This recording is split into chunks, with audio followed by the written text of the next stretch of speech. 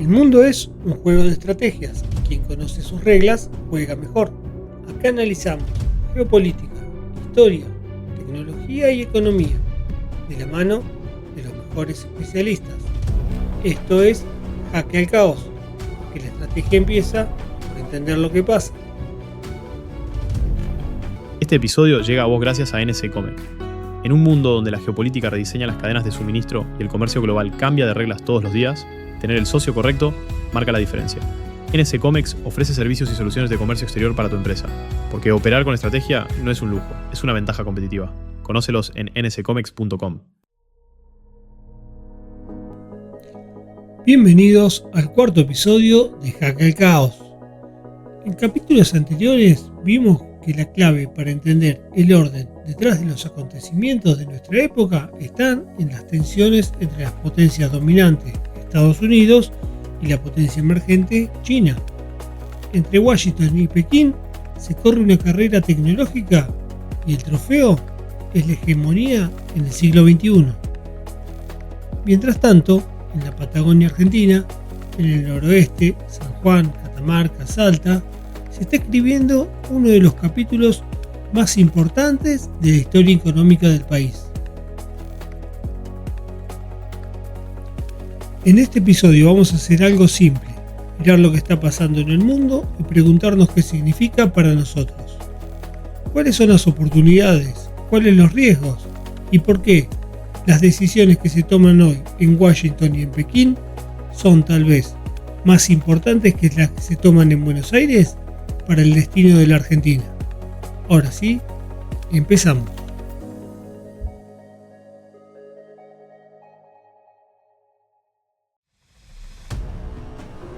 Lo elemental son los elementos. En la carrera tecnológica se necesitan básicamente dos cosas: tierras raras y energía.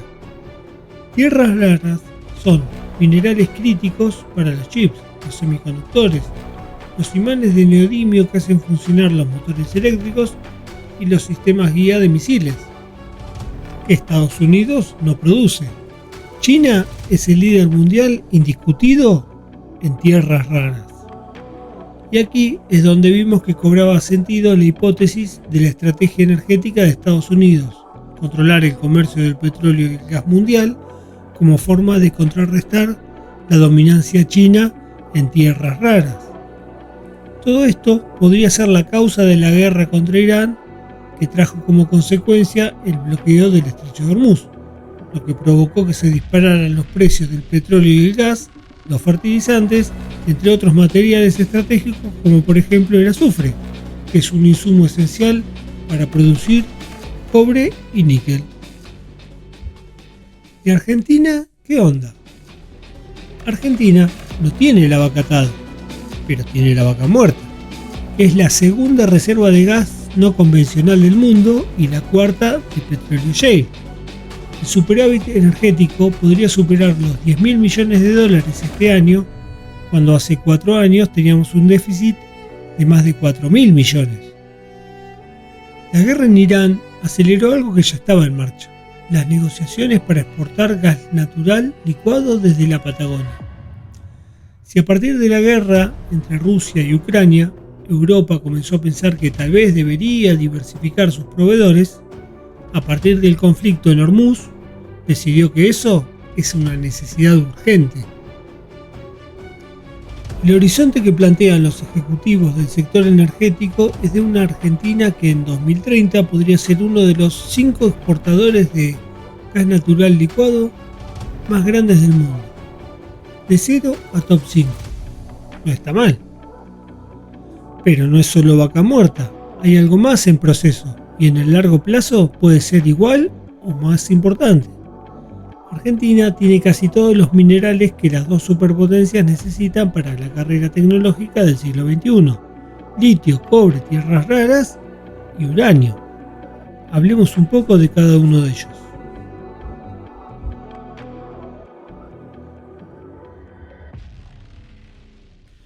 Litio. Argentina es el quinto productor mundial y el 77% de las exportaciones van a China, que no solo compra, tiene participaciones accionarias en proyectos contratos de compra a largo plazo, financiamiento en infraestructura logística y un swap bilateral de 18.000 millones de dólares con Argentina.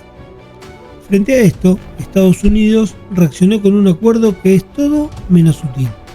El texto firmado entre los gobiernos de Javier Milei y Donald Trump es explícito. Argentina tiene la intención de priorizar a Estados Unidos como socio comercial y de inversiones en cobre, litio y otros minerales críticos, por sobre economías o empresas que manipulan el mercado. No hay que leer entre líneas, economías que manipulan el mercado es China. El gobierno argentino no puede expulsar a empresas chinas que ya cuentan con contratos vigentes, pero hay fricciones. Una empresa china, la compañía Ganfeng, recibió el rechazo para ingresar al RIGI con un proyecto en el salar de Lula y Liaco. El malestar diplomático con Pekín se acumula, por ahora silenciosamente.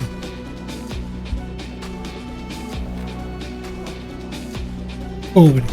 El litio es anecdótico al lado del cobre argentino, que es la novedad más explosiva del 2026.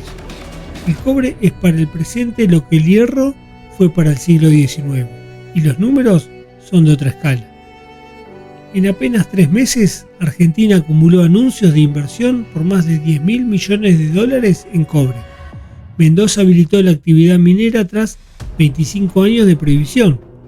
Pero el anuncio que cambia la escala de la discusión es el megaproyecto Vicuña, un proyecto binacional en San Juan operado por 2 de las mayores mineras del mundo, con números de clase mundial.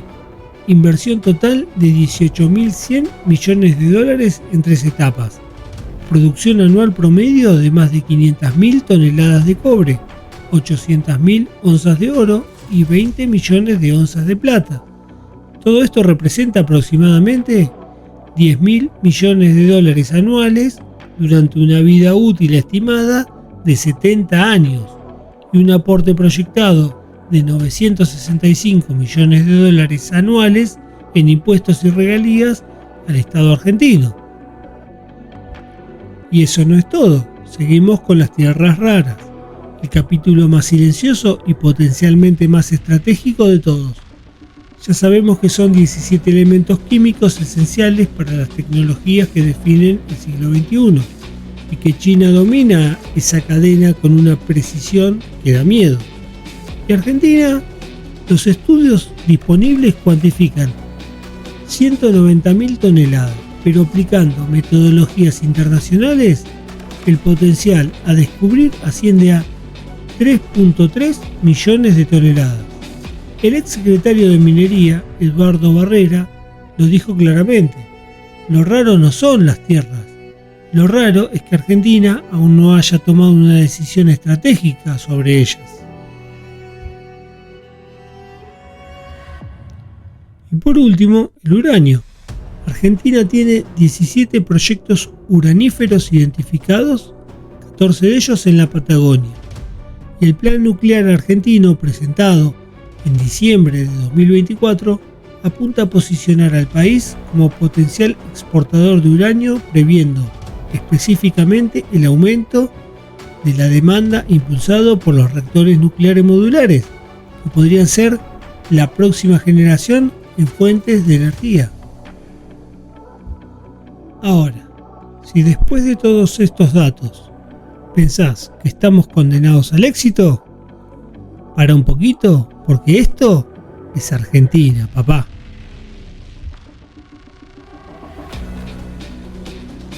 El otro lado del mostrador.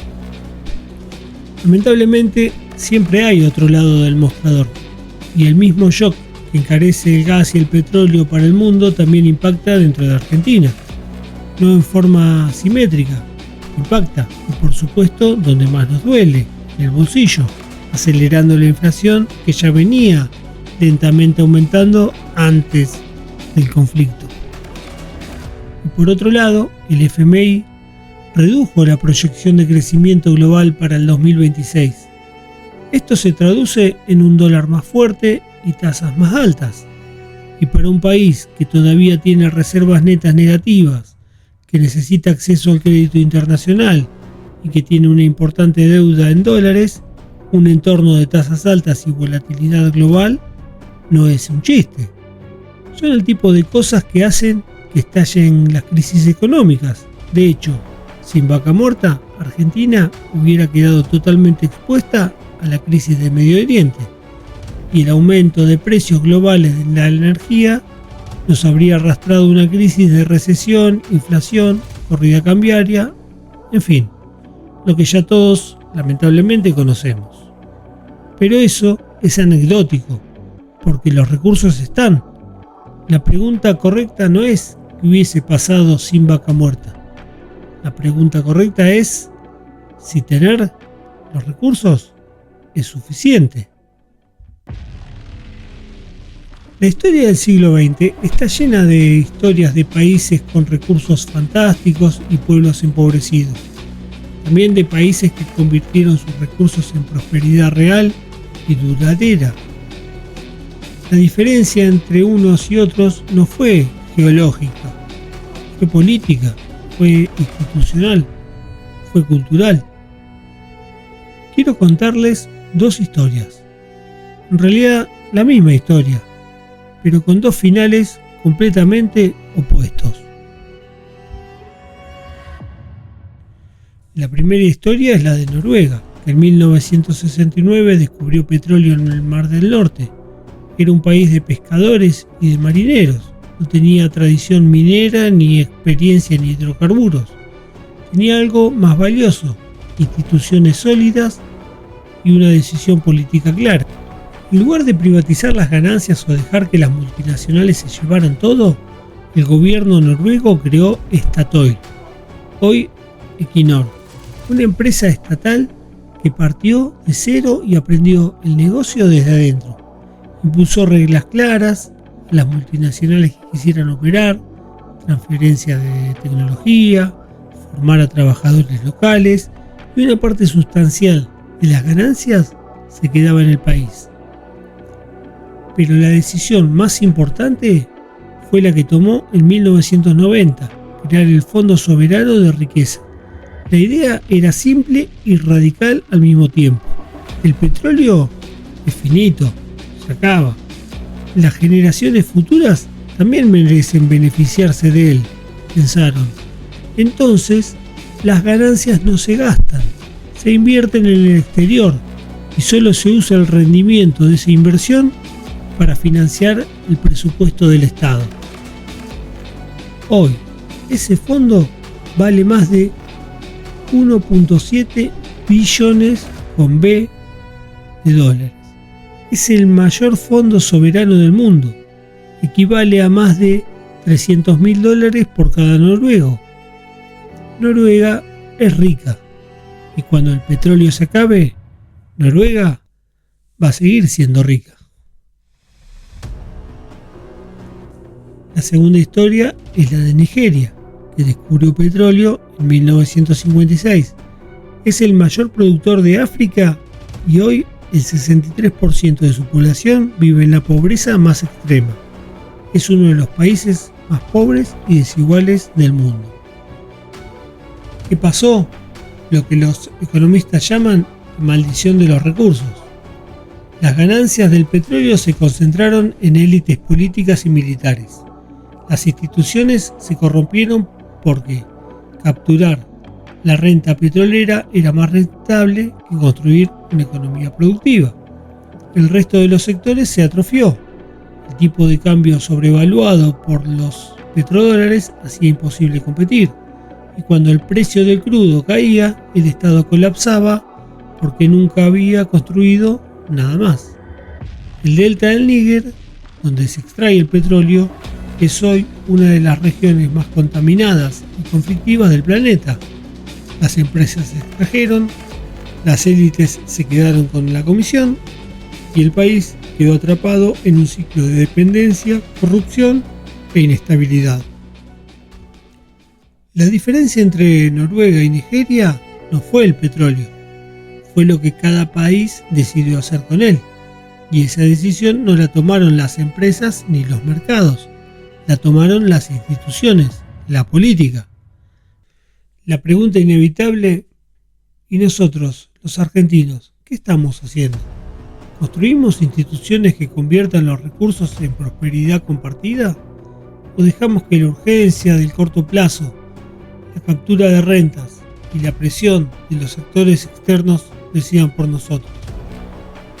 Hay cosas que están pasando ahora mismo que tal vez nos puedan dar una respuesta, o al menos una idea. Palantir y la advertencia de Gandalf. Palantir no es una empresa tecnológica convencional, es una arquitectura de poder fundada en 2003 con el respaldo del Fondo de Inversión de la CIA. Palantir provee al Pentágono, tiene contratos con la CIA y el FBI. En abril de 2026 ocurrió algo que no tiene precedentes en la historia corporativa. Palantir publicó en su cuenta oficial de X un manifiesto ideológico, no una misión empresarial, no un comunicado de prensa, un manifiesto, 23 puntos que resumen la visión del mundo de Alex Karp, el hombre que la dirige. Dice, entre otras muchas cosas, que Silicon Valley tiene la obligación moral de participar en la defensa de Estados Unidos, que es imperativo construir armas de inteligencia artificial, que el sector privado tiene la obligación de armar al Estado, que la era atómica ya terminó y que una nueva está comenzando, que ya no son los misiles nucleares los que definen el equilibrio de poder, es el software, es la inteligencia artificial. Hablamos de Palantir porque su cofundador, Peter Thiel, está en Argentina y no vino de turismo. Compró la casa más cara de Buenos Aires por $12 millones. Se reunió con Milei en la Casa Rosada, almorzó a solas con Santiago Caputo, cenó en la casa del ministro Sturzenegger. Peter Thiel es el ideólogo del método de Palantir conocido como Land and Expand, aterrizar y expandir. La empresa entra a una institución estatal con un contrato pequeño, despliega ingenieros, impone su arquitectura de datos y genera una dependencia tal que salir se vuelve prácticamente imposible. El gobierno de Milei está en plena reforma del sistema de inteligencia argentino y Thiel se reunió a solas con él y con el hombre que conduce justamente la inteligencia argentina. No sé si Milei y su equipo habrán leído El Señor de los Anillos. Seguramente entre tanto libro de economía no habrán tenido tiempo. Pero convendría recordarles la advertencia de Gandalf. Las Palantir eran esferas que le daban a su poseedor el poder de espiar a quien ellos quisieran. Eso les confería un enorme poder. Lo que no sabían es que a través de ellas, ellos mismos eran controlados por Sauron. ¿Sabrá Milei quién es Sauron? Es el representante del maligno en la tierra. Exactamente, ese mismo. En Argentina tenemos gas, petróleo, litio, cobre, tierras raras, uranio, buena gente, exceptuando a los políticos. Pero hay otro recurso que Argentina tiene, uno que en el mundo es escaso y sin duda el más valioso. Tenemos paz. Mientras escuchas esto, hay una guerra en Medio Oriente con misiles reales y escuelas bombardeadas. Hay otra en Ucrania que ya cumple 5 años. Hay tensiones militares activas en el mar de China. Europa se encuentra en pleno plan de rearme. En el mundo la paz no es el estado natural de las cosas, es una excepción. Y Argentina en ese contexto tiene algo extraordinariamente valioso. Ningún misil apuntando a su territorio, ningún conflicto fronterizo activo, ningún vecino que la amenace militarmente. El alineamiento incondicional del gobierno de Javier Milei con Estados Unidos e Israel es una decisión política. Y toda decisión política tiene consecuencias. En este caso, las consecuencias merecen nombrarse con claridad. Alinearse con una de las partes en una guerra activa no es gratis. Y Argentina ya tropezó con esa piedra.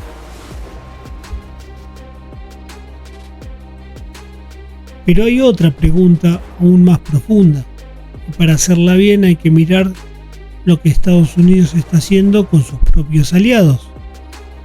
Europa fue el aliado más fiel de Washington durante 80 años. Construyó su seguridad sobre el paraguas de la OTAN. Subordinó su política exterior a los intereses norteamericanos en incontables ocasiones. Y hoy, la administración de Donald Trump amenaza con no defender a países de la OTAN, impone aranceles a sus socios comerciales, amenaza con invadir Groenlandia, territorio danés, miembro de la alianza, exige a Ucrania entregar sus minerales a cambio de apoyo. La administración de Donald Trump le ha hecho saber al mundo y a Europa, en los hechos, que Estados Unidos no necesita aliados. En todo caso, subordinados, y el resto son enemigos. Es cierto que el gobierno de Donald Trump tiene los días contados y que el próximo podría ser más amistoso, pero la confianza es como un jarrón de porcelana china. Lleva mucho tiempo y trabajo construirla, pero se destruye en un instante. Si Estados Unidos trata así a sus aliados hace más de 80 años, ¿qué garantías tiene Argentina de que su alineamiento incondicional será correspondido cuando lo necesite? ¿Qué pasará si Estados Unidos decide que Vaca Muerta, Vicuña o las Malvinas son fundamentales para su seguridad? No estoy diciendo que Argentina deba alinearse con China. No estoy diciendo que deba volver a ninguna forma de neutralismo estéril. Estoy diciendo algo mucho más simple. Que en un mundo donde los bloques se reconfiguran y los aliados se usan y se descartan según la conveniencia del momento, la política exterior más inteligente para un país con los recursos de Argentina podría ser la de no regalar su soberanía a cambio de una foto. Noruega nunca fue el patio trasero de nadie. Vendió su petróleo al mejor postor dentro de un marco de reglas propias y se quedó con la riqueza. Nigeria dejó que otros pusieran las reglas y se quedó con la contaminación y la pobreza.